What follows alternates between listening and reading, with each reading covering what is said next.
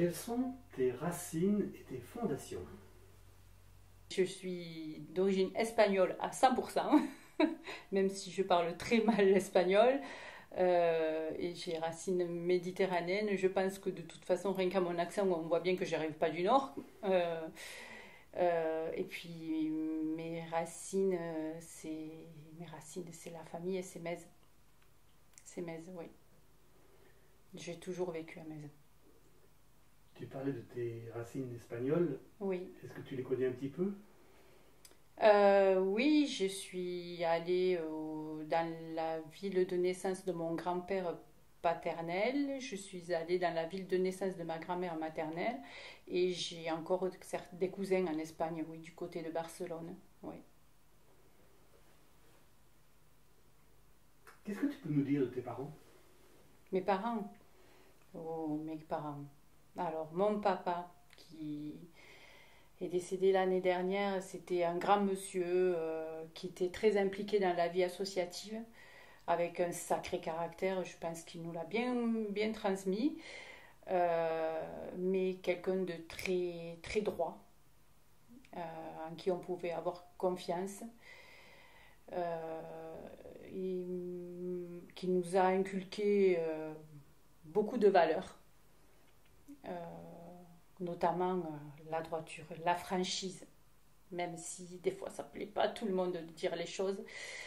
Et puis ma maman c'est la maman, même si elle est d'origine espagnole, je dirais que c'est une maman. La mère poule, enfin, mère poule sans être trop, comment dire, elle nous a jamais étouffés. Mais par contre, elle s'est toujours battue pour ses enfants, quoi. Ses enfants, ses enfants, sa famille, là, les petits-enfants, les arrière-petits-enfants, c'est très très très important. Voilà. C'est une maman qui nous a inculqué beaucoup de bonnes choses, qui a permis et qui permet encore à l'heure actuelle d'avoir une famille très unie, où il n'y a pas d'histoire de dispute entre nous. Euh, Elle fait tout pour qu'en fait ça soit une famille merveilleuse, quoi. Voilà. Qu'est-ce qu'ils faisaient comme métier? Mon papa, il était ostréiculteur. Mm. Et ta maman? Ben, ma maman, pendant des années, comme pas mal de femmes d'ostréiculteurs, elle a travaillé avec lui au parc. D'ailleurs, une anecdote, elle ne savait pas nager. Et elle allait tous les jours sur l'eau avec lui. Et elle sait toujours pas nager d'ailleurs. Et quand mon papa a été malade, il a eu un infarctus, donc il a été obligé d'arrêter de travailler. Et elle a trouvé un boulot, elle a travaillé à la maison de retraite, notamment dans le secteur protégé, les malades d'Alzheimer. Voilà. Et elle a cette capacité à travailler avec les anciens. Euh,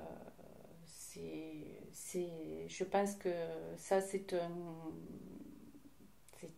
inné, quoi. Enfin, tout le monde n'est pas apte à faire ça, et elle, chez elle, c'est normal, quoi. C'est normal. Après, elle s'est occupée des anciennes de ma famille, que ce soit mon grand-père, ma grand-mère, mon oncle. Elle s'est occupée de toutes les personnes âgées de la famille, et pour elle, c'est normal. Et elle a passé beaucoup d'années de sa vie à s'occuper des autres. Jusqu'au décès de mon papa, en fait, elle s'est toujours occupée de quelqu'un. Et là, maintenant, il faut qu'elle s'occupe d'elle. Voilà. Qu'est-ce que tu as appris de tes parents? Ben, ce que j'ai appris de mes parents, ben, je pense que l'honnêteté, la droiture, euh, le sens de la famille aussi. Ouais. Et toi, quel enfant tu étais? Très sage. Une petite reine au milieu de trois garçons. Enfin, oui, trois garçons, mais très sage. En fait, ouais, je pense que ben, je me rappelle mon frère, quand j'ai fêté mes 50 ans, mon frère a fait un petit discours en disant qu'en fait, il se rappelait pas euh, d'avoir eu une histoire à raconter sur moi, en fait, en tant qu'enfant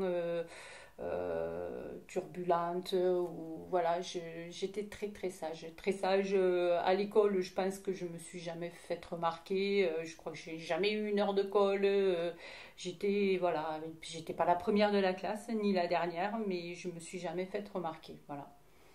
C'est venu plus tard. Le caractère, c'est venu beaucoup plus tard avec les choses de la vie. Voilà. Oui, j'étais non, une enfant très sage, mais la petite reine de mon papa, parce que j'étais la seule fille. Donc voilà, c'est très sage. Tu viens de parler de tes frères. Quels sont tes rapports avec eux? Le rapport avec mes frères, mais c'est ça, un, deux, trois, quatre. Voilà, c'est les doigts de la main. C'est les doigts de la main. Mes frères, il faut pas y toucher, quoi. C'est mon sang, c'est quelque chose. On nous a pas forcé, c'est comme ça. On est une fratrie très unie. On s'aime envers et contre tout. Je pense que même si on n'a pas toujours les mêmes avis, on n'a pas tous les mêmes caractères, ben, il faut pas en toucher à un parce qu'on touche à tous, quoi. Voilà, c'est clair. Hein. Le rapport avec mes frères, il est excellent. On ne se disputera pas pour quoi que ce soit.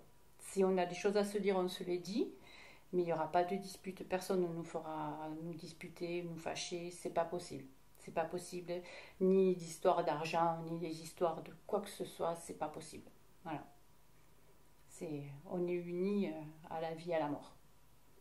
Quand vous étiez petit? Et quand on était petit, alors c'était rigolo parce qu'on a toujours été très proches. Déjà, bon, avec les deux premiers, on a 20 mois de différence. Donc après, il y a le quatrième qui est un peu plus loin. Mais en fait, on a été toujours très proches à l'école ensemble. On rentrait dans les écoles à peu près, on a fait les mêmes cycles, on était toujours ensemble. Et après, on jouait ensemble tout le temps, on était toujours ensemble, quoi. Et des fois on faisait des combats aussi, on se mettait le plus grand avec le petit et les deux du milieu face à face, on se battait, mais pour jouer, quoi. Ils m'ont appris à me défendre aussi, quand même. Puis j'étais bien protégée, par contre, à l'école et tout. En fait, c'était même compliqué avec les garçons parce qu'ils voulaient pas m'approcher, ils avaient peur des frères. Voilà. Quand tu étais petite, enfin enfant jusqu'à l'adolescence, quels étaient tes rêves? Alors là, c'est une bonne question, hein. Je me rappelle même pas. Je sais pas quoi, je rêvais. Oh, peut-être comme toutes les petites filles au prince charmant, hein, mais bon, ça, voilà quoi, on sait qu'il n'existe pas, hein. Sauf le paquet de princes dans le rayon biscuit. Ou sinon, non, le prince charmant, il n'existe pas. Quoique, quand même, franchement, euh, mon deuxième mari, c'est quand même mon prince charmant. Voilà. Il n'est pas parfait, mais c'est pas mal.